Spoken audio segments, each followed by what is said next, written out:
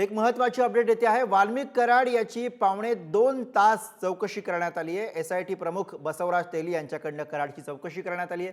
बीड शहर पोलीस स्टेशनमध्ये कसून चौकशी झाली आहे। एसआयटी प्रमुख बसवराज तेली हे बीड पोलीस स्टेशनमधून निघाल्याचं कळतं आहे। बीडमधून महत्त्वाची अपडेट येते आहे। वाल्मिक कराड याची 2.25 तास चौकशी करण्यात आलेली आहे। एसआयटी प्रमुख बसवराज तेली यांच्याकडनं कराडची चौकशी झाली आहे। बीड शहर पोलीस स्टेशनमध्ये कसून चौकशी झाल्याची माहिती आहे। आणि याच विषयी आपण अधिक माहिती घेऊया। प्रतिनिधी उदय नागरगोजे बीडवरनं आपल्याला अधिक माहिती देतात। उदय, 2.25 तास चौकशी झाली आहे, काय माहिती समोर येते? नक्कीच एसआयटीचे प्रमुख बसवराज तेली हे आज सकाळपासून बीड जिल्ह्यात ठाण मांडून आहेत। सुरुवातीला त्यांनी केज येथील विश्रामगृहात सीआयडीचे अधिकारी असतील, केज पोलीस ठाण्याचे अधिकारी असतील यांच्याकडून या सर्व प्रकरणाची माहिती घेतली, तसेच आवश्यक ते कागदपत्र देखील घेतले आहेत। यानंतर खून प्रकरणातील आरोपी कृष्णा आंधळे यांच्या नातेवाईकाची देखील कसून चौकशी करण्यात आली आहे।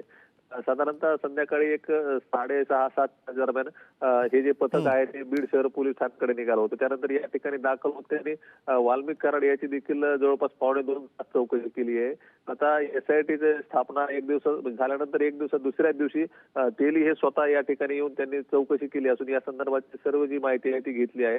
आता एकंदरीत आपण पाहू शकतो की या खून प्रकरणाच्या तपासाला आणखी गती मिळाल्याचं पाहिलं जाते, कारण इतके दिवस सीआयडीचे अधिकारी हे तपास करत होते। आता एसआयटी देखील सक्रिय झाली असून एकंदरीत संतोष देशमुख यांच्या खून प्रकरणातला आतापर्यंत तपास आणि यानंतर हे जे फरार 3 आरोपी आहेत त्यांच्या शोधासाठी देखील वेगानं सूत्र हलत असल्याचं पाहायला मिळतंय। बरोबर, त्यामुळे सीआयडी नंतर आता एसआयटी प्रमुख ऍक्शन मोडमध्ये दिसत आहेत। धन्यवाद उदय या सगळ्या सविस्तर माहितीसाठी।